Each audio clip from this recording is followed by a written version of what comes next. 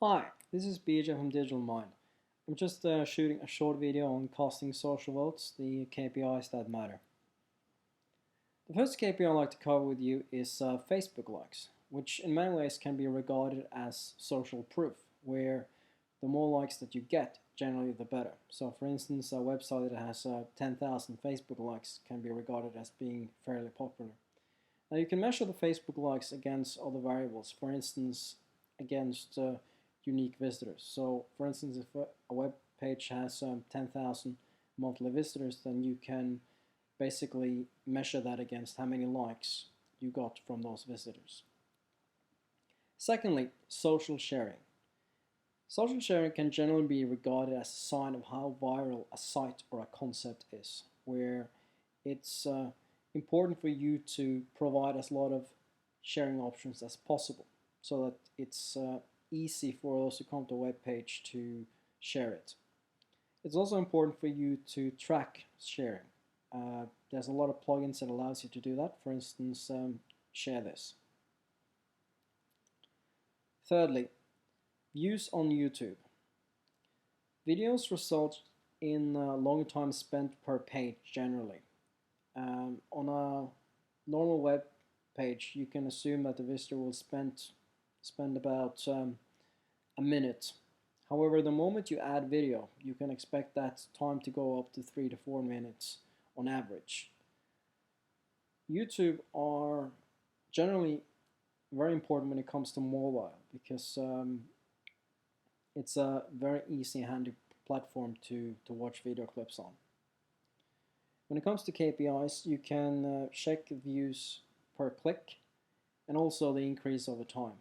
For instance, if you have created a clip that is very popular and that has resulted in a lot of clips, in a lot of views, then you can compare that to other clips that you've made and basically see that, oh, well, there might be an opportunity here. Also, increase over time can be a sign of trend, where you might be onto something that you can exploit by creating more clips in that vein. 4. Followers on Twitter. Now, Twitter is generally regarded as a place where you can put out ideas and gauge the audience to get a sign of perceived interest. What you can do is also pay attention to retweets of content. When you put something out, how much does that result in someone who's reading it, taking it on, and spreading the content? Also notice what people are saying about you on Twitter. There are software available that allows you to, in particular, search for keywords. It allows you to get specific information about what people are actually saying about you. And 5, increase in conversion. Now, this is a little bit more tricky. The way that you can measure this is to use Google AdWords tracking to, for instance, send traffic to a landing page. And at the same time also track Google Analytics. And then notice the difference between the two, because it can be socially related if you have put in social sharing buttons or give an incentive for sharing on Twitter or on Facebook, for instance.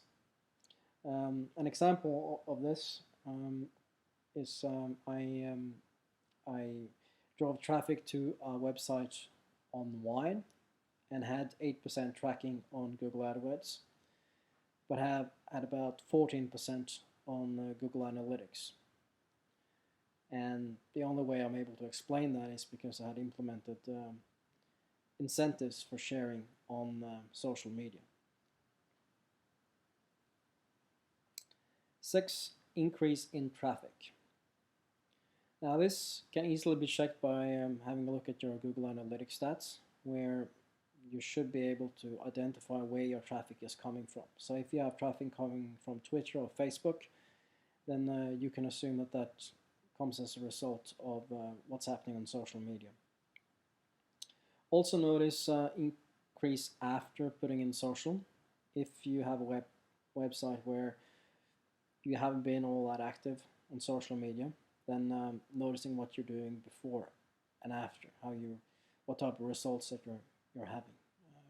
You can assume that that comes from social media if you haven't done anything else different in the same time period. And 7, return on investment. And this is a little bit more difficult. Return Calculating the return on investment on social media is often misunderstood because traffic you get from social sites is not I want to buy now traffic. It's often someone that are curious to find out about what it is that you're doing. So it might be more productive to consider social teaser in your marketing plan, where a tweet can go to a blog, and the blog can lead to a landing page, and the landing page can be to a free ebook or a free course.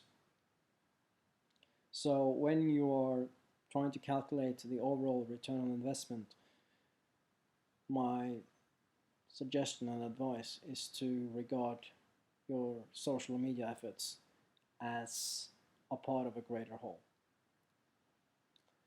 Okay, that's about it. If you'd like to see more videos like this, go to digitalmind.com.